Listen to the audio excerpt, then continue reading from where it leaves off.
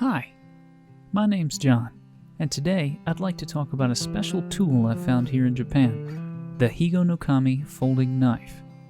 I gave away a lot of these this year as Christmas gifts, and in this video, I'll tell you a little bit of its history, its construction, and how to take care of it.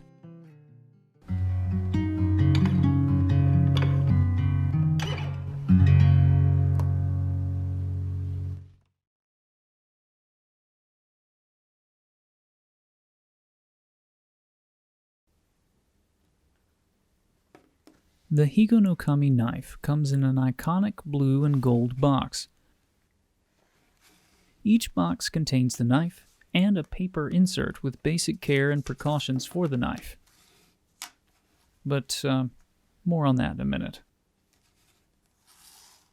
The traditional version of this knife is the one in my hand here, a medium-sized knife with a solid brass handle.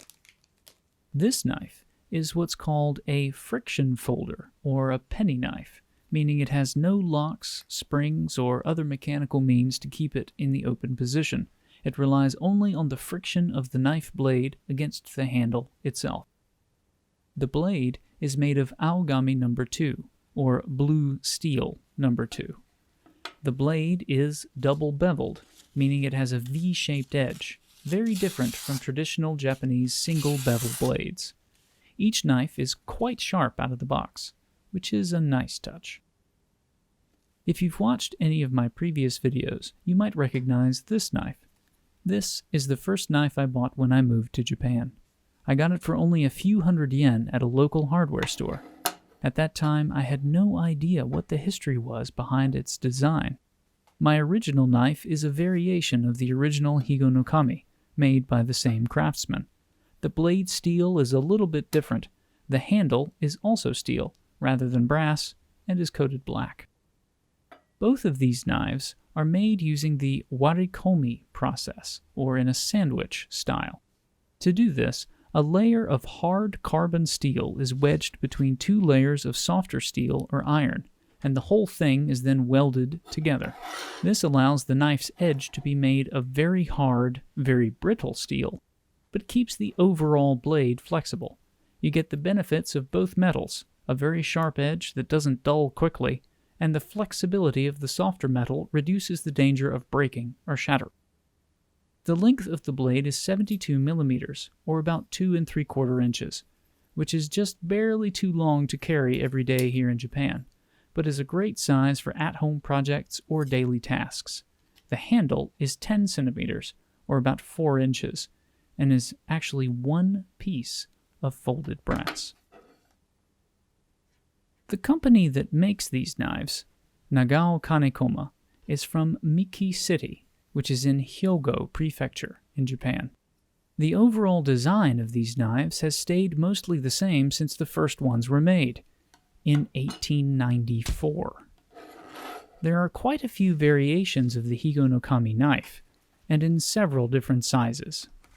This one, that I'm opening now, is the medium size, and the other two are the large, or standard size.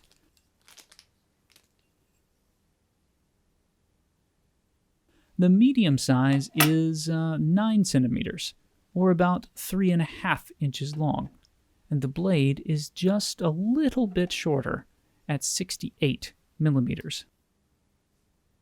Besides the difference in size, the construction of these knives is identical.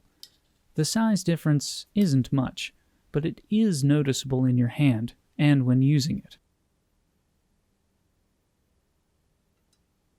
One of the most notable features of this knife design is the chikiri, or the small lever attached to the blade that functions as not only an opening device for the blade, but also a part of the system to keep the blade from closing while using it. The pressure of one's thumb on the chikiri helps keep the knife open, and thus makes it both easier and safer to use. If you remember, I mentioned earlier the paper insert in the box. Here's the translation. Precautions. Please note that the knife has a sharp tip and edge. If you try to forcibly cut a very hard object, the blade may break. Keep out of reach of children, and never use this for anything other than its intended purpose. Cleaning. After use, wipe off any dirt, then wipe with a cloth dampened with camellia oil or other rust preventative oil. Store in a dry place. Part of caring for a knife is keeping it sharp. My knife has, well, it's gotten a bit dull. So I'll use this opportunity to show you how you can sharpen one of these.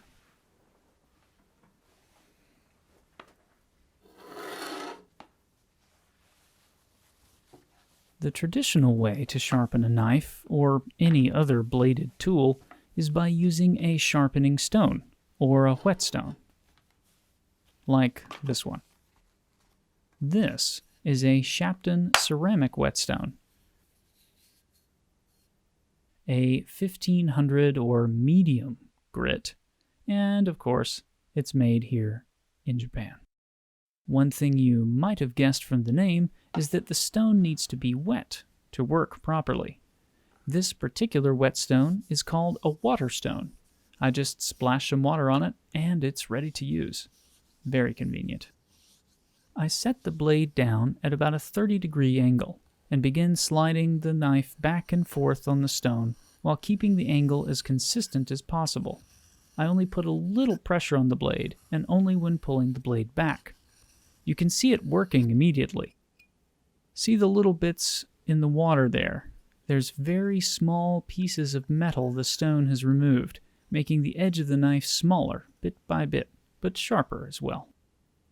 Once I've finished sharpening, and the blade feels sufficiently sharp, I dry off the blade and get ready to oil it. I'm not the best sharpener yet, so I've made a few scratches here and there. As the insert in the box mentioned, the recommended protectant for this is camellia oil, like this here. I like to apply it directly to the blade, and then spread it with a cloth or a paper towel. These knives are made from carbon steel, not stainless steel, and will rust if not protected from moisture. Camellia oil is natural, not petroleum-based, and fairly easy to get. I'd second the manufacturer's recommendation here. And now, for the paper test.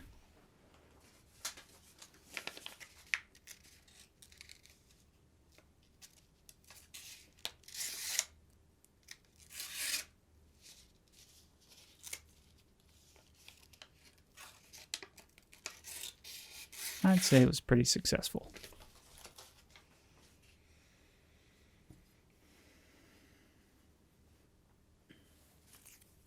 So, 3 things before you go. 1. Any tool requires care, and the Higonokami is no different. Respect your tools, and they'll never fail you. 2. If you use bladed tools, consider learning to sharpen them yourself, rather than getting it done for you. You don't need a whetstone this big to sharpen a pocket knife. You can find smaller ones that work just as well. And 3. Don't neglect the little things when you're taking care of your tools. Whether they're knives, chisels, keyboards, or coffee mugs, remember, the good stuff's in the details. But wait, one more thing before you go. If you're interested in buying one of these for yourself, I'll have a link in the description. But if you'd like to win one, keep listening.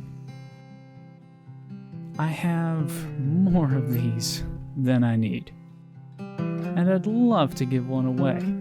If you'd like one of these, leave me a comment down below and tell me what project you'd use it for. I'll choose one of you and send it your way. Thanks so much for watching, and I'll see you next time.